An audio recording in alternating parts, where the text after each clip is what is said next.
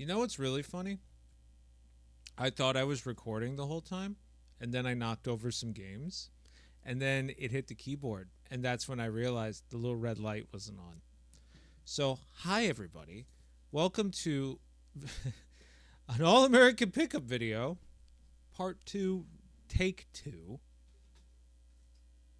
Luckily, I didn't get in that far, but yeah, All American Pickups. As I said originally in the first version, we're gonna do this quickly. I already opened up the Diet Coke. How you doing?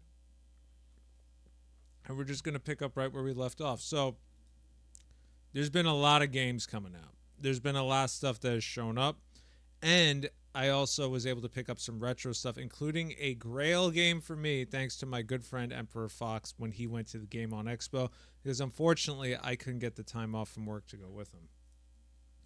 Even though I really needed that vacation. You have no idea. All right, so we're going to kick off with two games that fell to the floor, which is how this whole thing started. We have the House of the Dead remake as well as Lunar Remastered. So I'm a big fan of the House of the Dead, and I realize this port isn't the best. But to be perfectly fair, I actually dumped my PSVR and all like the wackiness with the guns and everything for the PS3 and all that. It's just too much of a hassle to set up. Playing it like on games on the Wii is perfectly fine. Switch, it ain't half bad if you have a decent attachment. I'm hoping they do something with the Switch 2 where it's like a little bit more enhanced with these new wackadoo Joy-Cons that cost $150 or whatever the hell it is at this point. I just think maybe it could be better because they are doing a remake of part of the House of the Dead 2 at this point. But if you don't want to deal with all that, just get the collection on the Wii. It's perfectly fine. You get 2 and 3. 4, unfortunately, is still stuck on the PS3 and the Xbox. But with the Lunar Remastered, I originally was going to get on the PS5 or PS4 because I was like, I had the first batch of remakes, the completes on the PlayStation. I have the originals on the Sega CD. And then I thought about it and I was like, I'm going to play this. Yeah, you know what? Fuck it. Let's put it on a Nintendo console so I have it somewhere else, everywhere, all at once. Yeah. And these are in no particular order as we do. We have a copy of Bat Boy. I waited for this to show up on VGP. It finally did. And the irony is I couldn't find anything to get free shipping, and then I ordered it. Then I was like, fuck. I remembered something I could have gotten with free shipping. So this is kind of like a weird Mega Man style retro game. It's been available for a while. It goes on discount a lot. It's actually kind of cool, and it was something I wanted to pick up. Trails from Daybreak 2. I got this using a like 10% off thing. Oh no! You know what it was? Amazon put this on sale for like 20% off randomly, and I just swooped in and grabbed it. Now I'm caught up.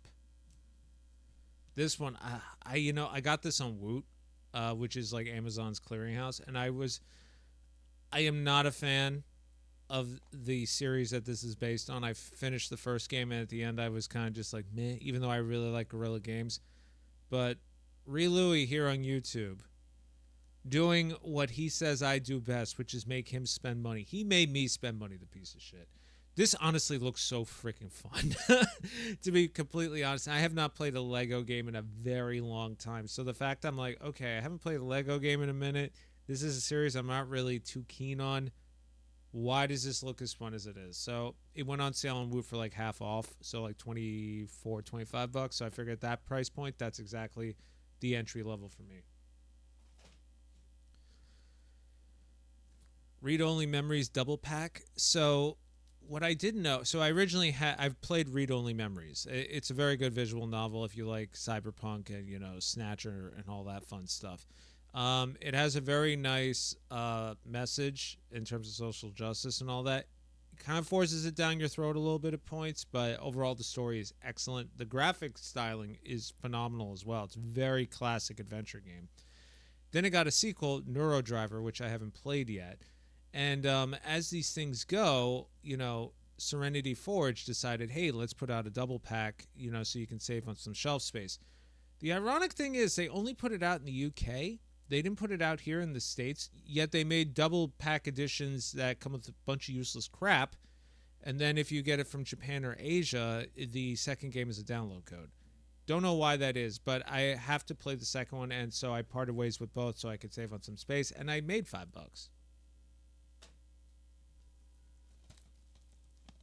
Tales of Graces F. I was waiting for this to go on sale because I've already played and finished this game. This game got such a bum rap, man. Everybody's like, it's slow, the characters are boring, the story is stupid. I had a blast with this game. The battle system is second to none out of all the Tales games I've played, which is not all of them. But this one's really fun. I'm looking forward to replaying it soon. And we got Ninja Gaiden Black 2. So, funny story about this. Ninja Gaiden 2. Yeah, Ninja Gaiden 2 on the Xbox, everybody says is the best version. Then they say the Sigma version, which is the one on that triple pack, is hot garbage. And everybody says this one is making the hot garbage a much better game. So I technically now own 3 copies or 3 different versions of Ninja Gaiden 2. I have regular, I have black, and I have Sigma on PS3. I enjoyed the first Ninja Gaiden, which I just finished for the first time this year. And I was actually planning to sneak this one in as a sequel game for my, so nice they named it twice challenge. And now I don't know which one to play. So if anybody who's played all 3 versions, if you could please tell me which one I should go into, I would be very much appreciative. Oh, that didn't sound good. Sanabi, I actually pre-ordered this on a buy 2 get 1 from Best Buy like a while ago. And this was the free game. So I actually didn't remember and it just showed up. And then I was thinking, oh, sweet, free money, and then I watched some gameplay because I couldn't remember this because it got delayed so many times. And I was like, oh, yes, this is exactly why I wanted to do it. It's kind of like I think it's a retired mercenary. And basically it's like kind of like a sort of getting older, coming of agey thing. But it's also done in like a Metroid style gameplay. So I was like, all right, you know what? Let's try it first. Plus it was free. Plucky Squire. I got this used. I was waiting for this to go on sale because, here's the thing. Devolver Digital, they put out a lot of good stuff. But the way they do stuff is so fucking ass backwards, man.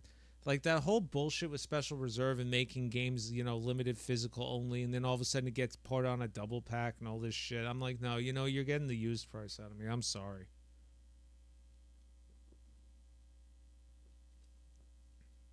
And yes, I do realize this is in the PS Plus catalog. I forget, man. Like, I gotta see it in front of me. But that's a whole other discussion. We'll talk about me and Switch 2 cartridges and game key cards and Rolexes or what. I don't even know what they are at this point. But we'll talk about that later. Shantae Advance, Risky's Revolution. This is a retro re-release from Limited Run Games. Considering this apparently was a done game back in the day. It just took them a while to do it. I do have to get a box protector for this one, come to think of it, because I am out of them. Livestream 1 and 2. These are a little cultured survival horror style games. This is a double pack. They were originally 2 separate releases. Jordan at Switchwatch has been singing praises about this one. I don't even know if he's played it yet. Hookah Haze. Pretty much you're on the verge of death. And you're hanging out in a hookah bar, and it's a visual novel adventure game. It came with this really cool, like, little special edition stuff, but the game was actually packed outside of that, so you could get to it, which was smart. So you don't actually have to open the contents if you don't want to. But I also didn't realize that it came with that because it was literally like, I think, $29. It was like already a bargain price. And to that point, Ghost Pia, this is another adventure visual novel game. This is season 1. I believe the rest of the seasons, like if you bought the physical version, you just get the download of the rest of them. Which is another argument we could have in another day. But, again, this was done at a bargain price, and it came with all this extra stuff, which I didn't expect. And I guess this next one here is kind of like, I don't want to say the indie darling, but like the influencer, YouTuber, marketing megalomaniac. We got Big Helmet Heroes. This is a beat-em-up game, kind of sort of taking a nod from Castle Crashers, only a lot sillier. And, Metal Jesus put up a bunch of videos of him playing with Reggie. And, I truthfully, I kind of sat there like this the whole time, like, why am I watching this? And it just wasn't engaging to me. But then I watched, and it's not a knock on the two of them playing. They were having a good time. I was watching a review, and the reviewer even said my wife found this completely boring until we started to play co-op. It is a much more enjoyable game when you physically get to do stuff. Watching it is ultimately boring because the animations, while they aren't limited, they're silly, and there's only so much shtick you can take before it starts to all blend together. So physical copy I got through VGP. It's only available physically out in the PAL regions because that's through Meridian Games, and I believe that's their MO. After Dream from Super Rare Games. I actually got this off of eBay for half of what Super Rare charges between the game price and the shipping at this point. Their shipping price, I mean, listen, let's remove all the nonsense in the outside world for a minute, okay? Tariffs, trade agreements, whatever, their shipping prices and their game prices have always been a little bit higher based on what the game is. Your silly little, sorry, I don't mean to sound derogatory. We'll say, low impact in terms of game power needed or system power needed indie games. And then they charge $40, and you get hit with the conversion, then you get hit with the shipping, and then it's international. So a $39.99 game for them is like $70 for me. And I've made this argument like a billion times. So now I just wait for them to show up on eBay because a lot of people buy them day one and then realize nobody actually cared about them. After Dream is from the guy who did the Distraint games. So very much that retro kind of throwbacky point-and-click adventure, think like Lone Survivor style game. I really enjoy those. Distraint 1, I haven't finished it, but I really enjoy that. And I saw this, and I was like, oh, sweet. Like, we're definitely doing this one. It is getting a PS5 release, and honestly, it doesn't need that. It was supposed to be part of like a triple pack, but I think there was some confusion because the agreement that folks make with Super Rare is, I believe, now it's a little bit different, but originally, from what I understood, if you did a physical run with them, you were not allowed to do a physical run with anybody else. Limited Run allows for the reprints and whatnot down the road, but I don't know if Super Rare allows for that at this point. Rusty Rabbit.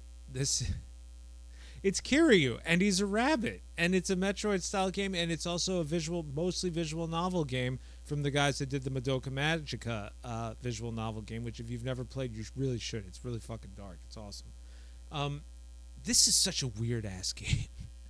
I thought it was going to be something like Fist, and thankfully it's not, but literally it is Kiryu, Japanese Kiryu voice actor as the main character. And he is basically an angry old man rabbit. It's really silly. It's also available on PC and PS4. For whatever reason, they only put it on the Switch physically. I don't know why. Thankfully, they put up a demo, and I played the demo, and I was like, okay, the performance is good enough. I can deal. Because this is something I was like, how much dialogue, how much VN stuff was in there? I'm like, I could play this on the Portal, but my wife really likes Netflix lately and Paramount Plus, so I can't take the TV away from her just to hear Daijoka over and over again, So Anuchard. So I ordered this from Premium Edition a very long time ago. This is an action RPG. Think in the style of your Soul Blazers, your Terranigmas, your stuff like that, only indified. Jets and Guns Complete Collection. I played these on PC a long time ago. The Red Art Games put out this little collection for both of them. So, funny story though. Mind you, Jets and Guns is pretty much an old game series at this point. The band that does the music, the Machina Supremacy, way back in the day, used to put their demos up on, believe it or not, a website called mp3.com. And I was listening to their music for years. And then one day Jets and Guns comes out, and I'm playing it, and I'm listening. I'm like, wait a minute, I know the song. It's their music from 5 years ago. I was like, that is so awesome. I have not heard this song in so long. And I rediscovered the whole band. It was really cool. Progress Orders. This is kind of like a management style RPG. I'm a little afraid this is going to, it's a budget game, and there's some BN stuff in there too. I am afraid it's going to play a little bit too much like Various Day Life, which I tried to like so much. It has the Bravely Default art style. I tried so hard. I was like, this is such mindless fucking mobile bullshit. I can't. I can't. Virgo versus the Zodiac. This has been out on PC for a while. This is kind of like a reactionary battle system, but it's very active. Not like that wrestling game that made me upset. This is very, very indie in styling, aesthetic, in terms of messaging and all that fun stuff. The Switch version does have a little bit of hitching. And I only know that because I already played it, but not this version or this copy. But it's not so bad, but it is one of those things where if you hit a hitching, it's very reactionary in terms of the battle system with like how you kind of have to go back and forth to basically exploit weaknesses and be able to defend against your own weaknesses. It's almost like the game is like, doing like a to you. The worst title I've ever heard. Elemantra, this is like Isekai or something like that. But Elemantros Wanderings, action RPG. People were really looking forward to this one coming out, and much like a wet fart, it surprised everybody, and not in a good way. A lot of people said this really wasn't as good as they thought it was going to be, even though it's been out on the eShop in Japan for forever. Just it was a language thing. I got this on stupid sale, and it's very obvious because the plastic is coming off. But I think I paid $20 for this, and I was like, "That's perfect." Raji also got this from Premium Edition Games. This took a while to come over to me as well because I had bundled it with Anuchard. And I do have this on PS4, which is where I will probably play it. But when this originally came out on the Switch exclusively, I believe I watched Switch Up's review, and I was like, dude, this is like El Shaddai combined with like a mythology that I am very much interested in. I really have to pick this up. And then I heard about the physical version. I was like, okay, based on my interests, this is something I should own. Coffee Talk 1 and 2. I finished Coffee Talk 1. Excellent slice of life visual novel. Unfortunately, the author, the writer for the first game, passed away. So I don't know if part 2 was written by him or other members of the team. I haven't played it yet. I did originally have these individually, but once again, Serenity Forge did a double pack only in the UK on cart. So I got rid of those two and I went with this. Save me some space, but I do have to play the second one sooner rather than later. Loop Hero, P&P Games had this on sale for like $9, and I've wanted to get this on the Switch for the longest time. And it's like I have it on PC, and I've played it like on I've played it like in 50 different places except the Switch. And every time it's on sale, I just never do it. And then they put this out for $9.99. I was like, okay, like if I'm ever gonna get it, this is when I have to get it. And yes, I do realize it says Devolver on it, but discount is okay. Do I need to? Do I seriously need to? It's Yu-Gi-Oh! Come on. This is the latest Technos Kunio-kun collection. I don't even remember what's on this thing, but I think it's a combination of Kunio-kun games and Double Dragon. I think one of them doesn't have English on, but there's like 12 of them. This just came out. We'll get to that one in a minute. Castlevania Dominus Collection. This finally showed up. I have to put a box protector on this one. I've played and finished all these games except for Haunted Castle Revisited. Yeah, Haunted Castle Revisited is the only one I haven't finished, but I went with the Switch version, obviously, because it gives you touch controls. And if you've never played the original, like Portrait of Ruin, stuff like that, you actually have to draw pictures, which was hot shit back in the day on the DS.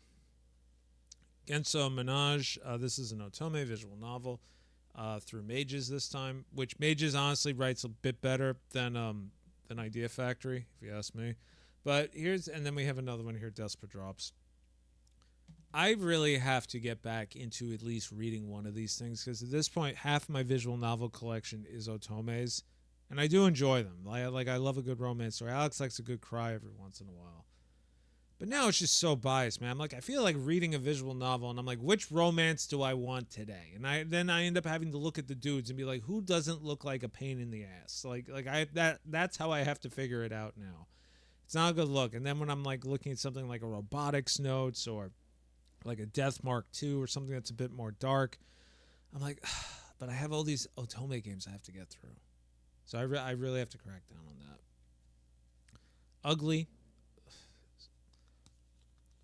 Ugly. Ugly case. Ugly main character, too. So this is a puzzle platformer game. I love puzzle platformers. This has been out on PC for a bit. I'm actually surprised they didn't bother doing a PS4 version, but that's just me. The Messenger, this is the re-release. I sold my stupid version of it for a bit way back when I heard that this was coming out. And I actually ultimately just decided to get it on the PS5. Not because it doesn't run well on the Switch, and it's not because of the D-pad, despite popular belief. I just found like playing stuff like Cyber Shadow and stuff on the TV just made me so much more engaged. It's really weird. Some retro stuff I like playing on the Switch handheld more, especially on the OLED. But some retro stuff I like playing on a TV. I don't know what it is. I think it's like, because the game like this I have to play standing up. That's the other part. So, all right. And then we have Volume 4 of the Neo Geo collection. And I think I have Volume 5 in here somewhere. Where'd it go? Whatever. Volume 5 is in here too. It's in here somewhere. It's in one of these messes. Then we have the Iron Meat Iron collection thing. I missed out on the first print. Same deal. I wanted to get this on PS5 because I know I have to play this one standing up. Very weird how Strictly Limited went from being a flop to a flirt to, I don't know where I'm going with this. Needless to say, they got their act together, I think. I'm still waiting for my Steel Empire game. And then after that, I don't have anything else on order from them. That order is so old they actually told me they can't cancel it anymore, believe it or not. Cinderella's story with Expedition 33. This has been going in and out of stock everywhere. This is like the surprise hit nobody knew was coming, even though everybody was super hyped for it going in, which is remarkable. It is on Game Pass, amongst other things. I have been playing Doom the Dark Ages on Game Pass. Oh, my God. It's no Mick Gordon on the soundtrack, man, but these guys still do a halfway decent job. I just want more bass. But I haven't played Expedition yet, but everybody I've talked to says it's absolutely outstanding. Now, where the hell did I put that other Neo Geo game? Yeah, it doesn't matter. Y'all know I got it anyway. All right, now the retro stuff. Here we go. So, as I alluded to, Emperor Fox went to the Game On Expo, and originally the plan was we usually do Midwest Gaming Classic, me and the boys, and hopefully I remember the weekend by the end of it. From what I remember, it's been fun both times. But this year we thought, hey, maybe for a change of pace, we can go to Game On because it's the same weekend. And then, everybody's schedule just got too wacky. And Fox was like, fuck it, I'm going anyway. So he went, and he said, it was fun, but, ultimately with stuff like this, you got to do it with your friends. It's like that's what makes it enjoyable, especially when you're taking a plane and everything else, you're kind of just chillaxing by yourself for a couple of days. So I am committed to going to one of these turkeys next year. I didn't realize, honestly, I couldn't get the time off from work, but man, did it hurt. Not the not being able to go thing, but like just not having that mental break that I've gotten used to once a year technically between Game On and even when I went to Too Many Games with Steven. Man, they did a number on me in terms of my mental well-being. It's an excuse to just be a kid, and just make dumb decisions. Not really dumb decisions, but case in point, last year I had an Italian beef sandwich. I barely even eat bread, and it took a lot of convincing for me to get it dipped. Okay, all you people in Chicago are probably like, you're out of your fucking mind. You ate it dry. Yeah, I said dry, and they dipped it anyway, so they did right by me. But anyway, So he was at the Game On Expo, and I sent him a list of stuff. And then for some of the higher price stuff, he asked me what my maximum was. And he would just be like, "Oh, I got this, and this is what I paid for it." Then we tallied everything together, and we exchanged money and stuff, and all that stuff. So on the GBA, and I have to make cases for them. I have Sonic Advance 1 and Sonic Advance 3. I still need Sonic Advance 2. I don't know why these games are so expensive, because he got them for like a discount based on what they go for online. So I don't know. Man, I'm knocking stuff over left and right. He picked this up too. It's in his pickup video. When I mentioned it, he was like, "What the hell is? Oh wow, this looks good." So this is kind of like a puzzle point and click adventure game with Mickey Mouse. And I actually heard about this on a review from GameCube Galaxy that I put on because somebody forgot to put up a video on Cardio Day. And I watched that one, and honestly, I'm happy I did, because this game looks phenomenal. And then I saw it's from Capcom. Like, who knew that they were still doing the Disney thing at that point? And this is a GameCube exclusive, actually. So I was like, okay, there you have it. And now the heavy hitter. And this is one of those things where I've really enjoyed doing these storage unit videos, knowing very well that one day they are going to be outdated and need to be done again. And even though I think they're in the closet and I never have to pull them out again, in this case I do, because Emperor Fox at the show found me, finally, one of my holy grail games, a copy of Castlevania Legends. Now, I will say right from the get-go, one of the things I told him was, I don't care about the region. It could be Japan, it could be Asia, it could be the US. I just want a legitimate copy so I can finally say I played and beat this fucking game, and say I now have physically a representation of almost every Castlevania game. He found the Japanese version, and the irony is, I jokingly said to him, $75 if anybody's willing to take it. And he goes, I found somebody willing to take $75.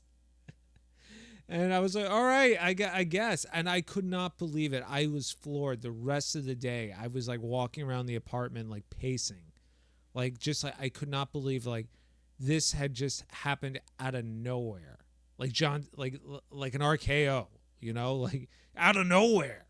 And it was just, I was so thrilled. And then I was like, okay, I'm going to play this on the Nintendo Switch Online immediately. And I did. And let me tell you, this game looks a lot better than plays. It's very difficult. And for whatever reason, they have, they've always had time limits on the traditional Castlevania games, but I actually got fucked on stage 4 because there is no saving in the US version. So thank God for save states. Because I ran out of time on the boss of stage 4. Like, literally. Like, I had, I think 15 seconds to go by the time I got there. So I had to replay the whole thing, the whole level. I did at the beginning of the level, thank God, and I had to redo that whole level. But having finished it, I understand why Iga says this isn't canon, because they were trying to reboot it a bit. But it's also, in terms of, a timepiece, I am so happy I played it. I do think Belmont's Revenge is still the better of the 3 Game Boy games. But again, when you've been looking for this game as long as I have, finally having it and getting that sense of closure, it feels so good. Even if the Game Boy video, I literally say, there's a game missing here and y'all know what it is. This is the game that's missing. So for that, I do have to say very special thank you to Emperor Fox for keeping an eye out and, being willing to, shell out his own money until I could send him money. A lot of people aren't willing to do that. And I truly appreciate it. And I do think, it means a lot to me. But anyway, that's been the pickups, the take 2. I've been Alex, and I'll see y'all in the next video. Take care.